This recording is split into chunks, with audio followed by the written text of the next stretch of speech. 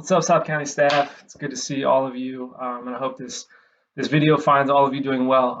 As I hope most of you are, all of you are aware by now, we are tweaking advisory a little bit starting on November 18th. Hopefully, this has been discussed in your department meetings, and you've seen some emails.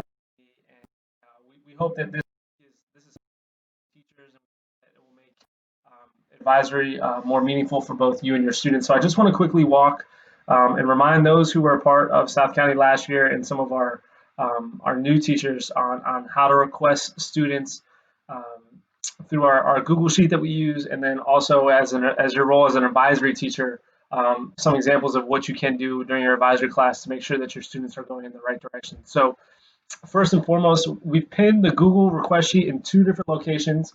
One is on the student resource page. Um, excuse me, the staff resource page, not student resource page, the staff resource page, which I'm going to show you in a second, and then the advisory website. So if I'm on my desktop, I'm going to go to the staff resource center. I'll open that up. Down here, you'll see advisory and stallion time. I'm going to click here, and then I'm going to click access the Google Sheet. Now, looking at the Google Sheet, you'll see all of our students will be listed on the left by their advisory teacher. So, for instance, if I'm looking at my grade book and I just gave an assessment and I realized, Tim Turner didn't do too well, I'm going to hit Central F, which is going to bring up a search right here, and I'm going to put in Tim. I'm going to start with his last name, Turner. And it's searching. And notice the first one that is brought up is a listed Turner, so that's not correct. So I'm going to go to the next one. I've got teachers, and then I've got Timothy Turner. So I noticed that he has Kellen Scott as his advisory teacher. So I would put my name right here, Garner. This is the date 11/18.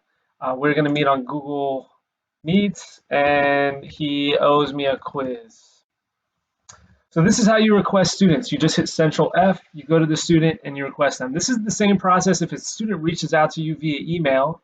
I would find their name, go in there for the date, and you'll notice as you scroll to the right, we've put all of the dates in which you can meet with students are available for you to enter. Notice that Stay Put Day, or these are our club days, you won't be able to request students during these days. So those will be kind of blacked out and you'll be unable to request students. So I'm going to go ahead and delete this. So this is how you would search and request for students. Now, if I was an advisory teacher and I don't have an advisory teacher, but let's just say I'm Miss Hinkhouse, I'm going to search my name, and on the day when I meet with my advisory students, I'll be able to see who has requested my advisory students. So on that day when I meet with them, I would say, okay, Jaden, you've been requested by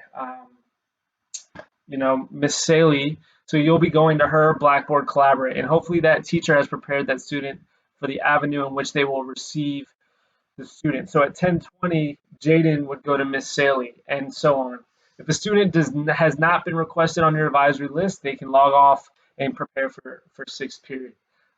So as a requesting teacher, you have some responsibility to go into the sheet. If a student doesn't show up that you've requested, it's important to go back into the sheet and note that they never showed, so you tried to request them, but they didn't come. This is helpful in academic conversations when we're talking about the successes and challenges that we're having with our different students. We've tried to request them and they're not coming.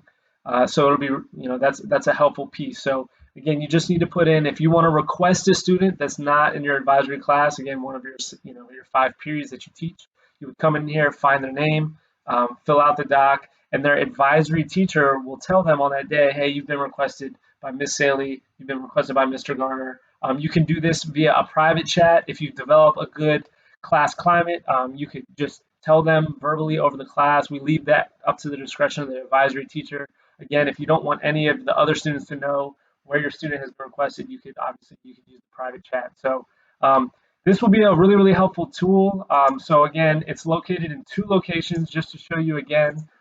It's here on the Staff Resource Center under Advisory and Stallion Time. The second location, it is it's posted at is on our advisory website. So if you go to our advisory website, you'll notice right here, Google link to request students. You can find it there, along with the calendar, our student and teacher expectations, and then we'll continue posting our monthly activities here, in addition to the weekly email that I send out. So hopefully that was helpful. For those that still might be confused, please reach out to your either your advisory council member on your department, your colleagues who were familiar with the process last year.